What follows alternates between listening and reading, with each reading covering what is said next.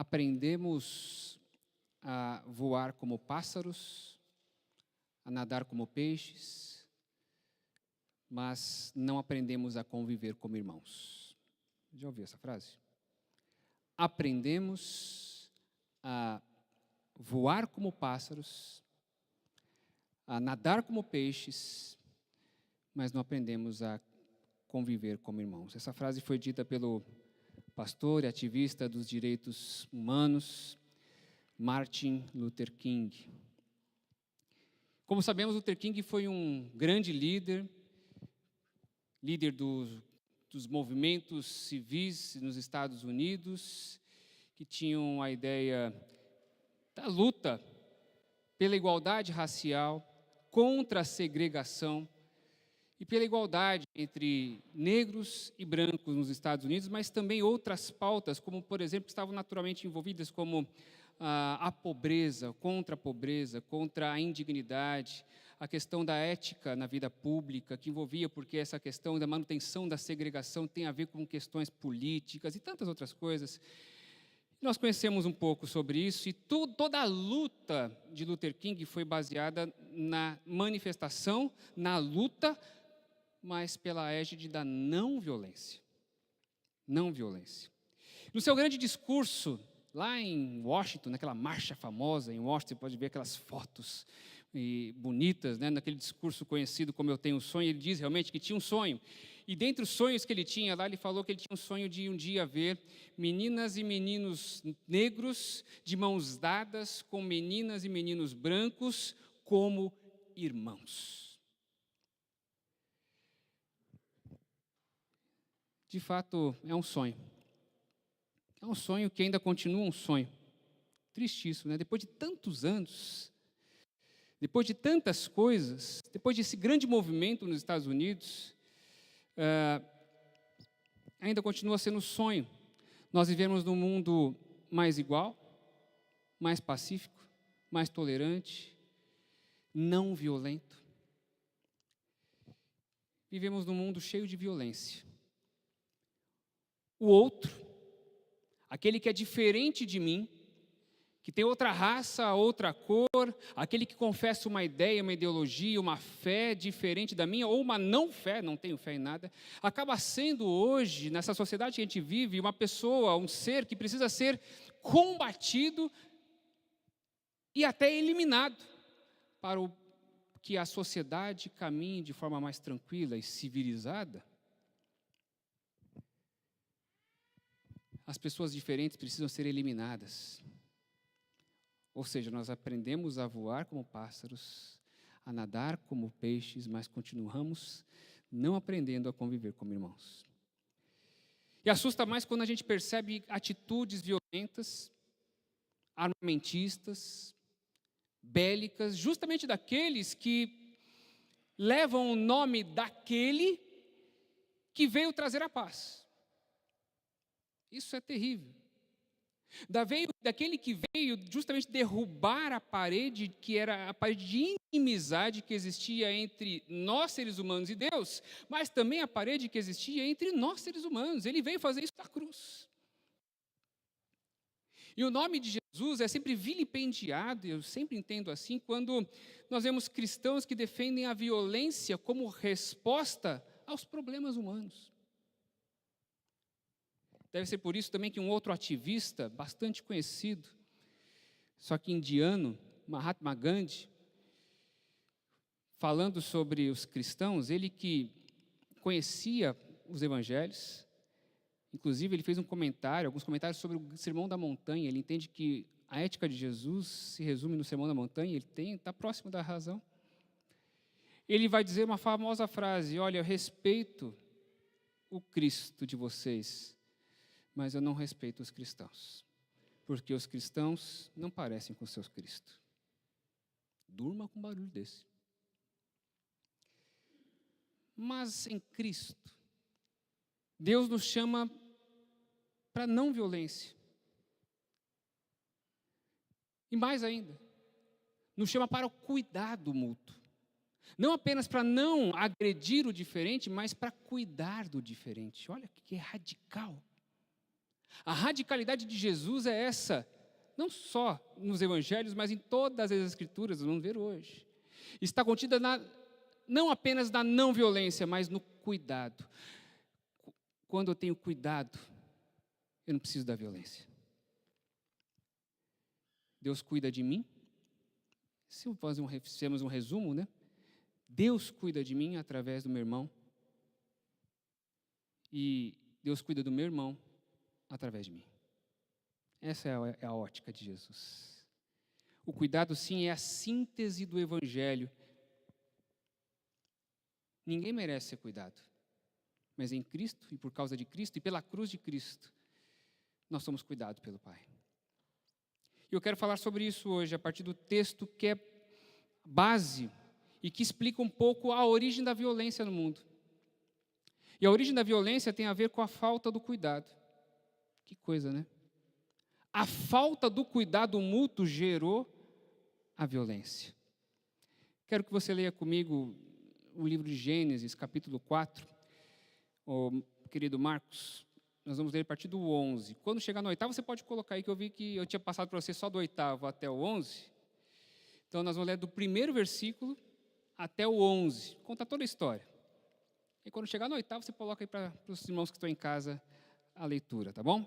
Evangelho. Gênesis capítulo 4, do versículo 1 ao versículo 11. Diz assim a palavra do Senhor. Coabitou o homem com Eva, sua mulher. Esta concebeu e deu à luz a Caim. Então disse: adquiri um varão com o auxílio do Senhor. Depois deu à luz a Abel, seu irmão. Abel foi pastor de ovelhas e Caim, lavrador. Aconteceu que no fim de uns tempos trouxe Caim do fruto da terra uma oferta ao Senhor. Abel, por sua vez, trouxe das primícias do seu rebanho e da gordura deste. Agradou-se o Senhor de Abel e de sua oferta, ao passo que de Caim, de sua oferta, não se agradou. Irou-se, pois, sobremaneira Caim, e descaiu-lhe o semblante. Então lhe disse o Senhor: por que andas irado? E por que descaiu o seu semblante? Se procederes bem, não é certo que serás aceito? Se todavia procederes mal, eis que o pecado jaz à porta. O seu desejo será contra ti, mas a ti cumpre dominá-lo. Disse Caim a Abel, seu irmão, versículo 8º. Vamos ao campo. Estando eles no campo, sucedeu que se levantou Caim contra Abel, seu irmão, e o matou. Disse o Senhor a Caim: onde está Abel, teu irmão? Ele respondeu: não sei.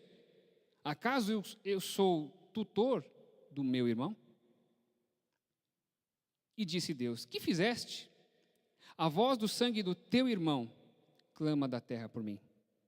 E agora, és agora, pois, malditos por sobre a terra, cuja boca se abriu, para receber de tuas mãos o sangue de teu irmão. Palavras do Senhor.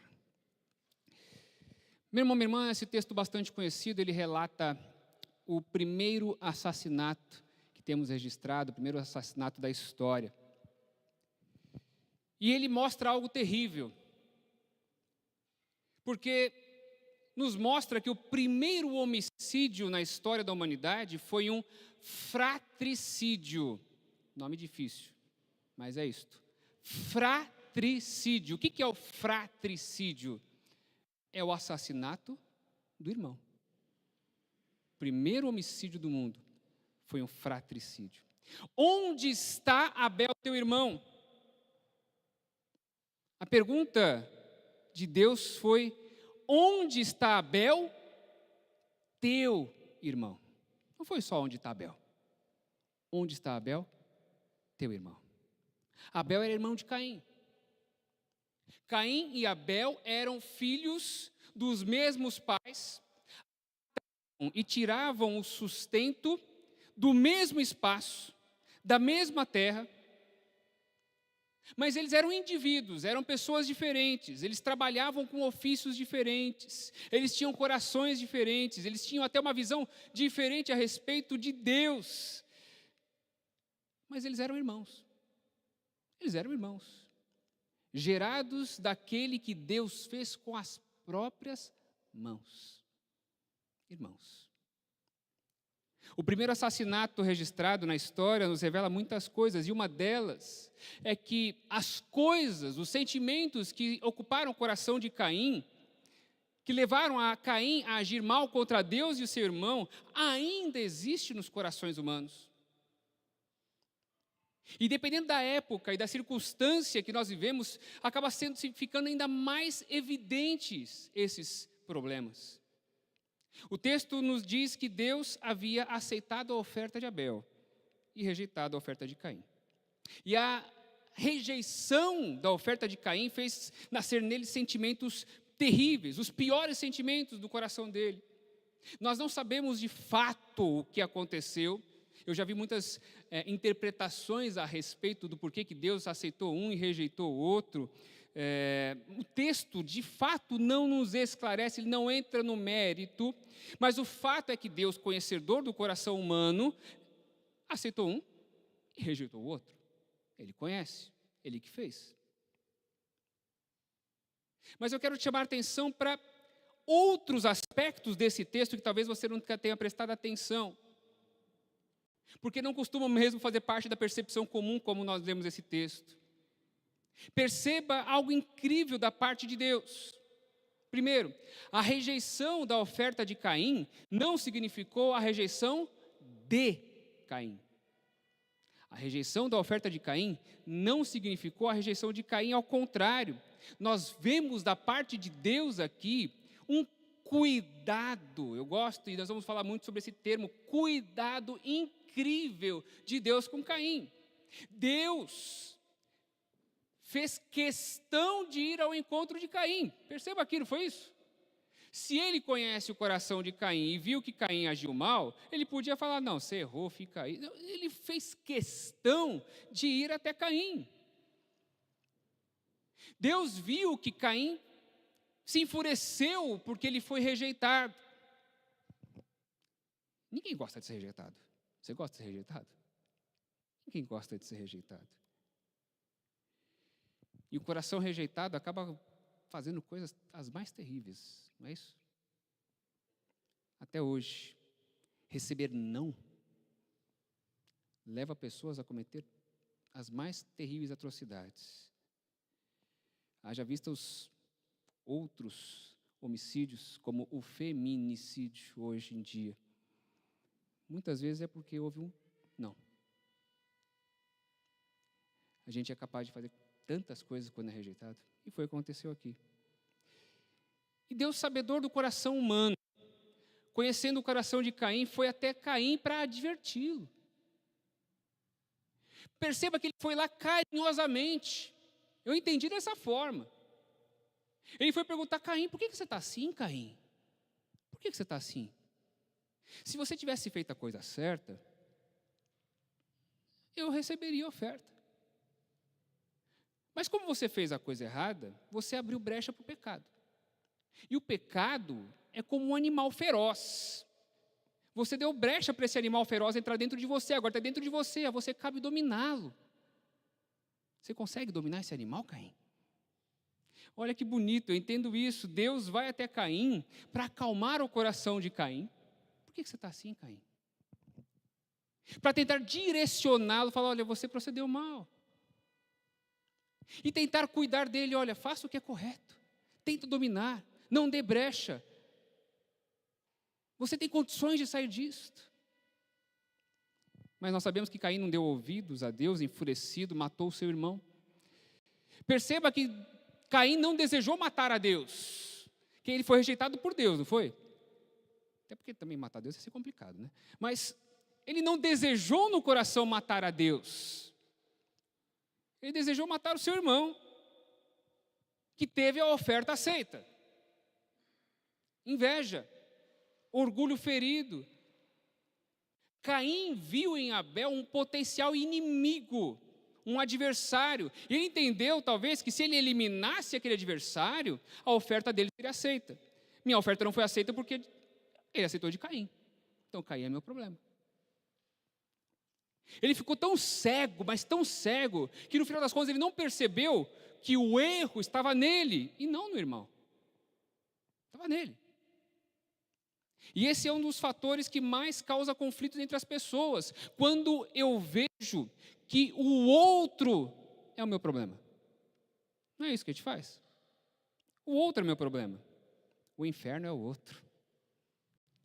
Muitos não conseguem enxergar que muitas vezes o erro, tanto o erro, quanto a capacidade de consertar o erro, está nela, está dentro dela.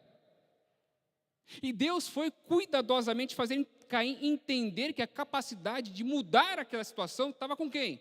Com Abel? Não, estava com ele. Não é um cuidado de Deus isso? Não é um pai que vai lá para o filho, meu filho? Lindo o que Deus fez com Caim. Infelizmente, o coração humano ainda hoje tem esse viés terrível. Culpa o outro pelas deficiências e debilidades pessoais. E mesmo que esse outro seja meu irmão, por causa das diferenças, por causa de um desentendimento, eu acabo considerando este irmão como um inimigo, alguém que eu preciso eliminá-lo da minha vida, do meu convívio, da minha existência. Literalmente, ele precisa morrer. E assim fez Caim, matou Abel. E veja outro fato importante nesse texto. Caim matou Abel justamente no ambiente que era comum aos dois, no campo, onde um pastoreava e outro lavava a terra, no campo. Literalmente é como se eles tivessem matado, ele tivesse matado o irmão dentro da sua própria casa, um lugar comum. E quantos não têm feito isso? Matando o outro dentro da sua própria casa. Não é só como feminicídio, como nós falamos, mas há outras formas de matar. Não se mata apenas atirando, esfaqueando. Porque assim nós matamos relacionamentos, matamos casamentos, matamos amizades. Gente que vive no mesmo lugar e se evita. Eu já conheci assim, dentro da família, assim, de família. Gente que passava um do lado do outro e ou na hora que um estava passando no corredor, ele entrava dentro do quarto porque não vou me encontrar com ele. Gente que não tem intimidade com o outro. Gente que mata o irmão no coração, com o desejo de eliminá-lo da sua vida. Ou ele ou eu, os dois não dá. Caim matou Abel. Talvez tenha amenizado a raiva dele, né? Pronto, resolveu. Talvez isso tenha acabado com aquele sentimento de inferioridade que ele tinha. Se Abel era melhor do que eu, pronto, está resolvido. Talvez ele tenha tido a percepção de que tinha feito justiça. E, infelizmente, muita gente pensa assim. Quando elimina o outro, tem a sensação de que houve justiça. Mas aí entra Deus na história de novo. É maravilhoso aqui. E Deus pergunta para Caim: onde está Abel, teu irmão? Eu não desejo olhar de novo para essa pergunta de Deus como se Deus tivesse feito aquela pergunta inquisitorial: oh, cadê teu irmão? Eu não vejo Deus falando assim, até pelo contexto aqui. Não era uma pergunta de um juiz buscando a justiça. Eu vejo a pergunta de um pai que quer cuidar do seu filho Caim: onde é que está teu irmão, Abel, teu irmão? Era uma pergunta cheia de graça, porque Deus sabia o que tinha acontecido. Era uma pergunta cheia de graça, porque abria para Caim a possibilidade dele confessar, se arrepender, pedir perdão. Não era isso. A pergunta de Deus era graciosa, era a porta aberta para o perdão. Mas Caim, talvez, deu uma das respostas mais trágicas em todas as Escrituras, você pode ver. Ele vai dizer: não sei. Acaso eu sou tutor do meu irmão? Acaso eu sou tutor do meu irmão? Nessa resposta, o termo tutor chama a atenção. Tutor em Gênesis, a palavra aqui, tutor em Gênesis, ela é usada no sentido agrícola. Lembram que Caim é lavrador? É no sentido agrícola. O que é o tutor aqui? O tutor agrícola é aquela estaca, sabe, fincada no chão? Que tem aquela planta que vai crescendo em volta, porque ela é meio débil, assim, meio... acontece com algumas plantas, eu não sei dizer agora quais, mas, por exemplo, uma parreira, acontece isso, você vai lá, vai juntando assim, vai crescendo. Porque ela não cresce, ela cai. Se ela crescer muito, ela cai. Precisa de uma estaca para que ela possa se desenvolver e crescer. Essa é a ideia de apoio, de cuidado, de amparo. Na resposta de Caim, é trágica, para dizer o seguinte: Senhor, acaso eu sou alguém que tem que cuidar do meu irmão? Eu tenho que ficar cuidando dele agora? Por acaso eu tenho que sustentar meu irmão? Outra forma, porque outra função do tutor é sustentar o caule, que está frágil. Por que eu tenho que me preocupar com ele? Por quê? Triste. Aí nós temos a resposta de Deus: o que você fez? O sangue do teu irmão clama a mim da terra. O sangue derramado na terra é sangue do teu irmão, como disse Deus a Caim. Ou seja, a resposta de Deus a Caim era essa. O que ele esperava de Caim era justamente que ele respondesse: sim, sou tutor do meu irmão. Sim, Caim, você é tutor do seu irmão. Você tinha que cuidar dele. Era isso que eu esperava de você, Caim, que você cuidasse dele, não que você matasse ele. E eu quero te chamar a atenção a outra coisa, outro aspecto importante desse texto, nessa narrativa tão pequena, por isso eu coloquei aí de 8 a 11. Se você olhar só de 8 a 11, você pode contar, não contei, mas pode contar quantas vezes que a expressão teu irmão ou seu irmão aparece.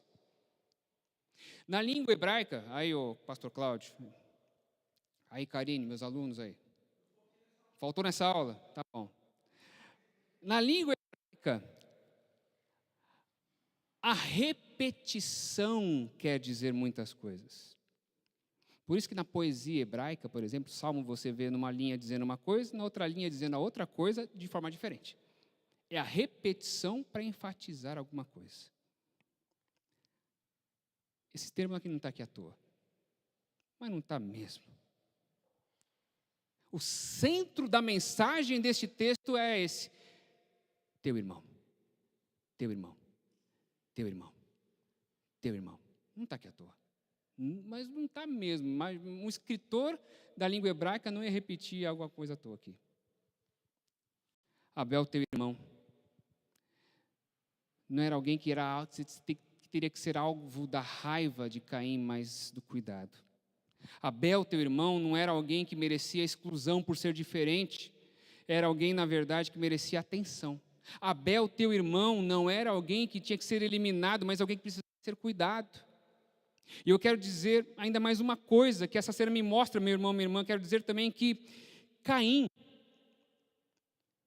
não deve ser alvo de ódio. Nem de Deus foi alvo de ódio, que coisa, né? Mas de amor e cuidado do próprio Caim. É muito mais fácil para nós, nessa história, e eu já fiz esse exercício muitas vezes na minha vida, me identificar com um personagem. Quem que eu me identifico aqui com o personagem? Vou me identificar com Abel, porque eu que sou a vítima, não é? É o meu irmão que me atingiu, é o contrário, né? Não sou eu que atinjo o meu irmão.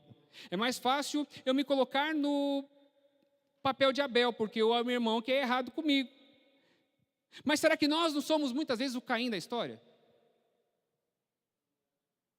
Será que nós não somos o Caim da história? Nós que estamos mergulhados na lógica dessa sociedade, desse mundo que promove a divisão, a violência nas relações, será que não somos nós que promovemos a divisão e a violência? A pergunta é: será que eu sou Caim na minha casa? Será que eu não sou Caim no meu trabalho? Será que eu não sou Caim no meu relacionamento, nos relacionamentos? Será que eu não sou Caim nos relacionamentos, na igreja? Será que eu não sou Caim? Mas não fique triste se você se ver como Caim. O triste episódio ainda narra a graça. Deus foi misericordioso com Caim e não deixou. Continuação do texto, nós não lemos aqui, mas você pode ver lá. Caim ficou desesperado porque ele foi condenado por Deus, mas Deus foi gracioso. Falou assim: olha, ninguém vai te matar, não é porque você foi morto, alguém vai te matar. E Deus colocou uma marca nele, chamada marca de Caim, né? Uma marca graciosa, que é uma marca da graça, dizendo: não vai ser pago a violência com a violência, porque eu não quero isso. Eu não quero. Se alguém matar Caim, vai ser vingado 7 vezes, ou seja, nem tenta. Essa é a ideia, nem tenta. É uma marca triste, porque significa a culpa dele que está ali levando, mas é uma marca da graça, dizendo assim: olha, eu vou cuidar de você. Eu vou cuidar de você. Eu vou te cuidar de você, Caim. Mesmo que você não tenha cuidado do teu irmão, eu vou cuidar de você. Meu irmão, minha irmã, eu quero encaminhar essa reflexão ao final com uma pergunta. Essa pergunta irônica de Caim, né? Acaso sou tutor, cuidador do meu irmão?